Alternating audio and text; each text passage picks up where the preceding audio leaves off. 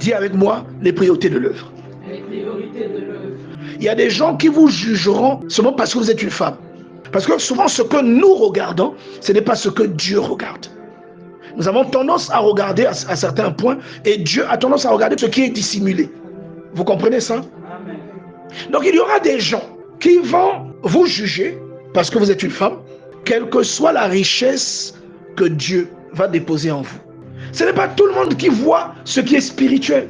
Ce n'est pas tout le monde qui ressent la chose de Dieu dans quelqu'un. Il y a des gens qui vous jugeront à votre couverture, quelle que soit la richesse que Dieu va déposer en vous. Les gens pourront juger votre message irrecevable seulement parce que vous êtes une femme. Vous comprenez ça? Amen. Cette richesse n'ouvrira pas automatiquement les yeux de certaines personnes qui sont appelées à vous combattre ou de certaines personnes qui ont des cœurs mal disposés, mal affermis. Ce que nous oublions souvent, c'est que le regard de Dieu n'est pas comme le nôtre. Parfois, la personne qui vous combattra, c'est une personne qui, parfois, est même de votre lignée. Et je veux vous rappeler que parmi les contestataires, mais vous avez dans le livre des Nombres, la contestation que Myriam et Aaron font de leur petit frère Moïse. Pourquoi? Parce qu'eux aussi étaient prophètes. Et ils rappelaient qu'eux aussi étaient prophètes et que Dieu n'utilisait pas que Moïse. C'est-à-dire que ça ne vient pas toujours de l'extérieur. Ça peut venir de votre frère, de votre sœur. Vous comprenez? Ah, mais cependant, le regard de Dieu n'est pas comme le nôtre. Vous comprenez ça? Si le regard de Dieu était comme le nôtre, car quelqu'un comme David, qui a des évidences claires que le type-là a déconné, ne serait jamais l'homme selon le cœur de Dieu.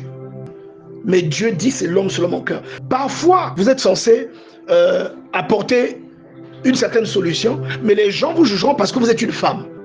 Les gens pourront juger votre message irrecevable seulement parce qu'ils verront que vous êtes divorcé, que vous êtes remarié. On mettra un frein sur vous parce que vous êtes dans ce cas. On mettra un frein sur vous parce que vous êtes une ancienne prostituée. Je ne dis pas qu'il faut faire ça, mais je dis seulement que c'est un détail que vous pouvez regarder, mais sur lequel Dieu ferme les yeux. Que Dieu va bénir quelqu'un qui est dans cette circonstance et va décider de l'utiliser, mais que vous allez mettre un frein. On mettra un frein sur seulement parce que vous êtes une femme. Est-ce que vous comprenez ça? C'est-à-dire, il y a des choses sur lesquelles nous, on s'arrête. Dieu ne s'arrête pas sur ces choses-là. Je ne sais pas si vous comprenez. Donc, la priorité de Dieu, ce n'est pas la façade. La priorité de Dieu, c'est l'objectivité. Et quand je parle de l'objectivité, je parle de la mission principale ou le but principal pour laquelle une œuvre est bâtie. Le but principal pour lequel Dieu élève, que Dieu appelle quelqu'un, que Dieu offre des dons. C'est cela le plus important. Dieu regardera d'abord l'objectivité. C'est cela le plus important. Il y a une déformation que nous connaissons. Cette déformation ressemble à une inversion des priorités. Et pourquoi les priorités changent? Moi, j'appelle ça Dieu mal compris. C'est-à-dire, on prend nos pensées à nous, on les attribue à Dieu. On prend nos priorités à nous, on les attribue à Dieu.